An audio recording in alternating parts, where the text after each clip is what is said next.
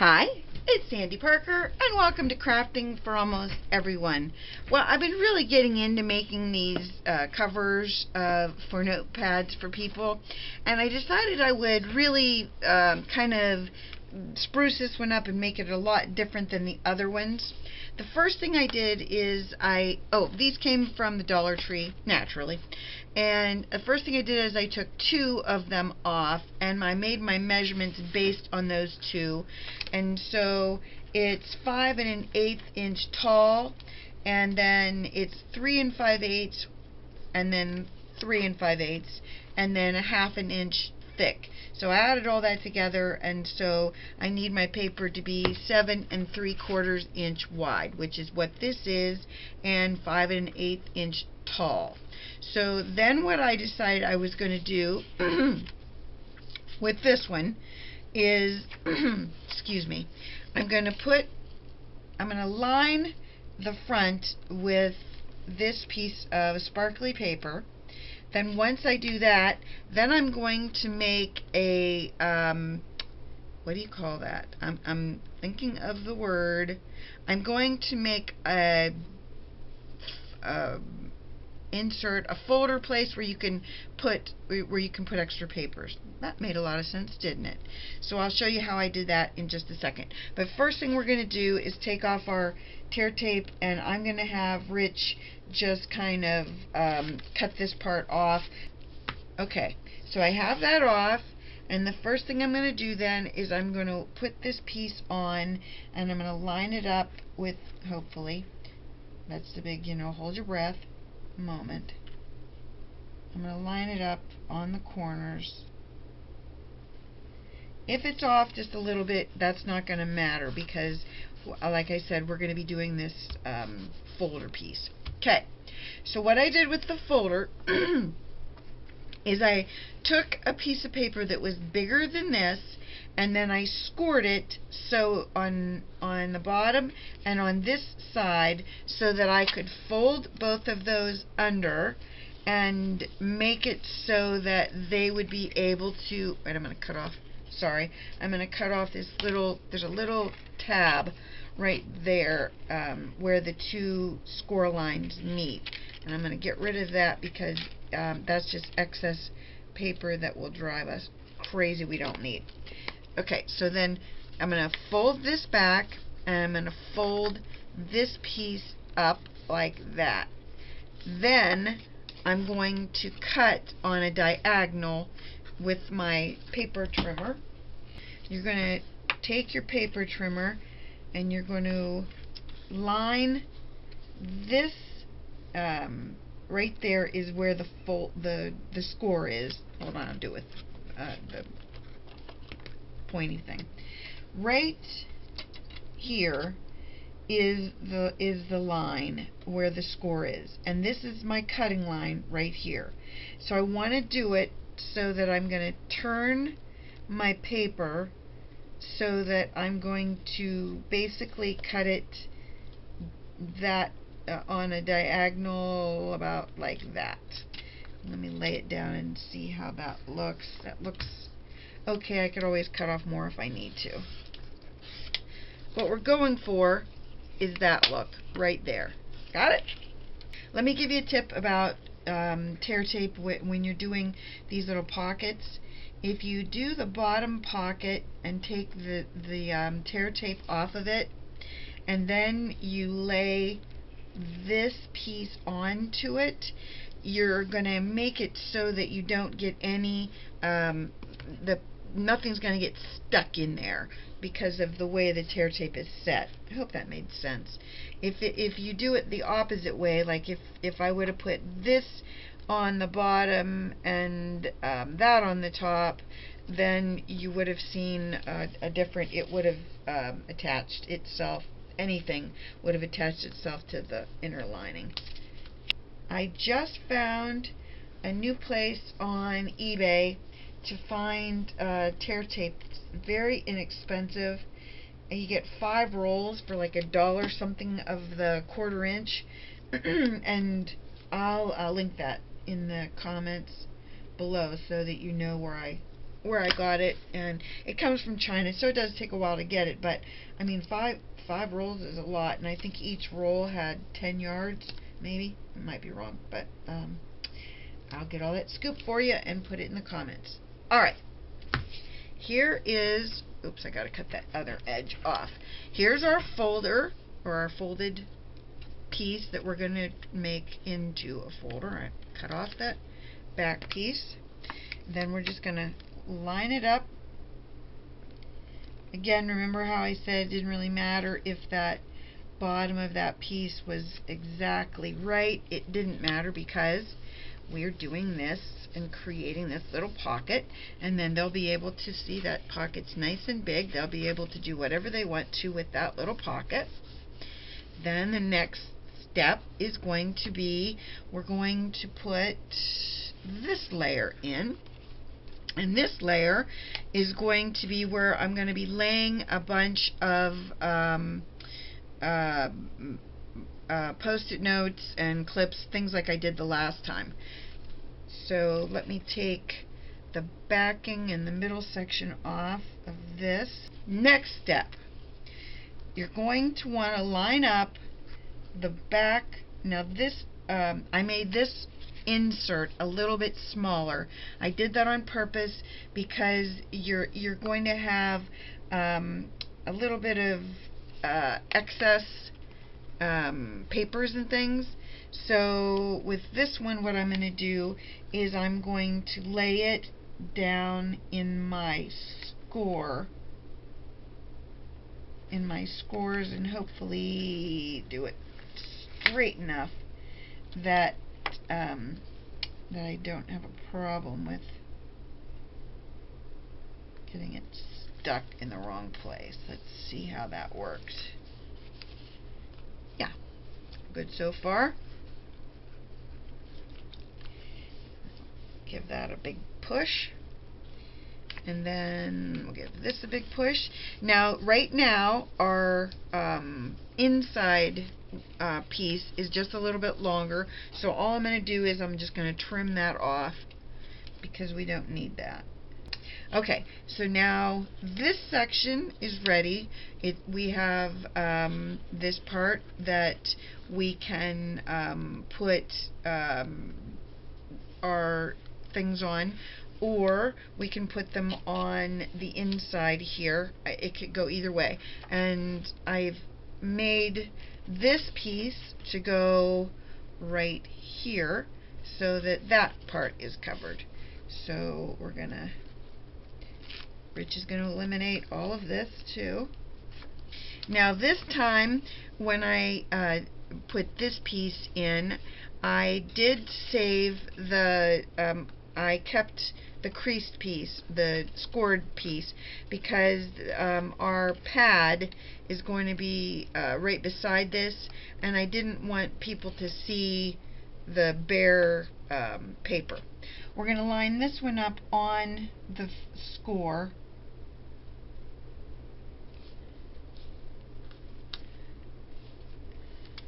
Okay, so I'm going to cut that off real quick. Have to cut it on two sides, it looks like, with my scissors that are very sticky. I'm going to go to a different pair of scissors. What's the point of working with scissors that are sticky?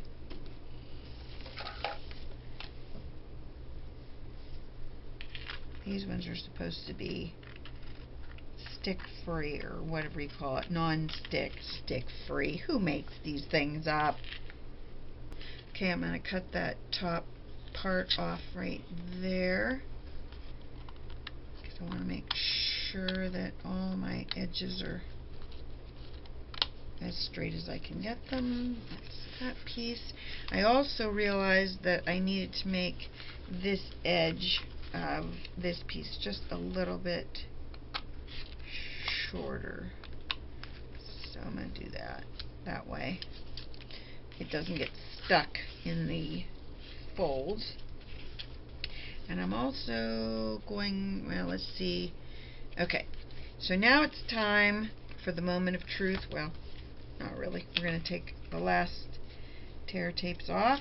this is the tricky part for me because I have to make sure that everything is lined up perfectly. And the best way to do it is to get that last fold so that you know where your fold is. And then put your paper, I don't know if you can even see me do this. Put our paper not quite on the fold. And there. Okay. Doing good so far. So now you can see that we have this part that is, crap, I forgot to put our pen in. Well, we'll do that now. Not a huge mistake, but it's, you know, I'm gonna have to fix it. Let me get my pokey and take off the... I took a piece of paper that's about 3.5 inches long and about 1 inch high, and I wrapped it around a pen, and I was going to decorate that pen, as you know, and that's what led to my ink debacle. But anyway, what I did was I put the pen in like this. I hooked it in. Then I wrapped my paper so that the two edges meet exactly, and then you have like a square, what you call it, a square edge maybe, I don't know. And you make sure that your sticky stuff in the inside does not get near where your pen is going to be. That's crucial. So if you have any that's kind of loose in there, kind of get it out of the way so that it doesn't touch your pen.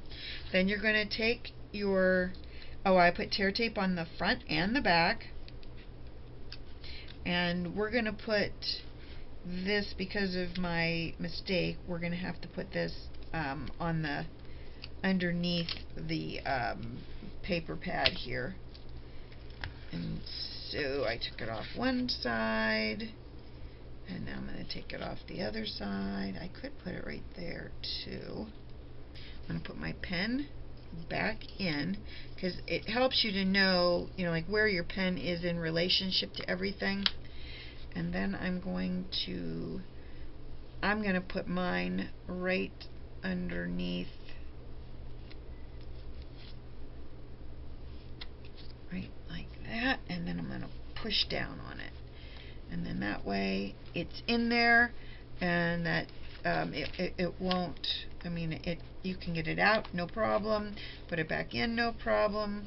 Well, theoretically there's no problem. Yeah, there's no problem putting it in. It's just the way I had it sitting there. Okay, so the next thing I want to do, I have a couple of these little pads of Post-it notes. And I wanted to go with just pink, but then I saw this orange color, and I thought it kind of looked nice with this outside color. So we could put, I think I'm going to put mine inside here. It should stick no matter where I put it, because I do have a lot of that tear tape on it. Put that one right there. So then both of those are in, and now our pad, we have this pad place where we can put some papers, whatever she wants to do. And I'm going to show you one other thing we're going to put there. Okay, so I decided I was going to take one of these little bottle cap things that I had in my stash, and I had the little plastic thing that goes over it, and I thought I put a B in there. The girl that I'm making this for, that's her first initial. This bottle never seems to fail me. You know how you always have one go-to thing that just always seems to be there for you? That's what this little baby is. It's just being there for me every time I need it. There's my little bee. That looks cute. Okay, what I did was I punched a 1 3/4 inch scallop circle. I was going to do just a regular circle, but I tried it and I didn't like it. So, you know, when in doubt, change your mind and go with something you do like. That's what I did. Okay, so I put my scallop on, and it's the 1 3/4 inch scallop, and now I was just putting something weighty on top of it. And now I'm going to put my little, my little bee. I put some wet glue on it. I'm going to put my little bee in the center of that, and I'm going to push down on it as well because it's also got wet glue on it. And I know that I noticed my paper's starting to crack, so I think I'm going to run some washi on that. So I'm going to do that after. I'm going to put a weight on that, and then I'm going to show you some other things I'm going to do with some washi. I don't usually use a lot of washi tape for projects like this, but I mean, that's what it's made for. It's a tape, so you can use it for this. I just normally don't. And I'm going to do a couple layers because I don't really want you to see through it to the layers below. I think it looks better when you don't see through the washi. Even though I know it was designed so that you could see through it, I just don't want to. I'm going to flip this over, and I'm going to do the back side as well, because I figure if I've done one side, it would look better if I ended up making it symmetrical. So let's take our pins, and I'm just going to clip them inside. I realize this took a while to do, but part of it was getting past the mistakes that I was making along the way, and part of it was, you know, when you do a first-time project. So I hope you really enjoyed this. I hope you give it a try. If you have somebody that you'd like to make a project like this for, I think it's an awfully fun little book, and I think anybody would like having it. It's cute and it's easy. It just takes a little bit of patience. So there it is. I hope you like it. I hope you give it a thumbs up and subscribe and tell your friends about me on social media. I appreciate it so much. Thanks so much for watching. Bye-bye.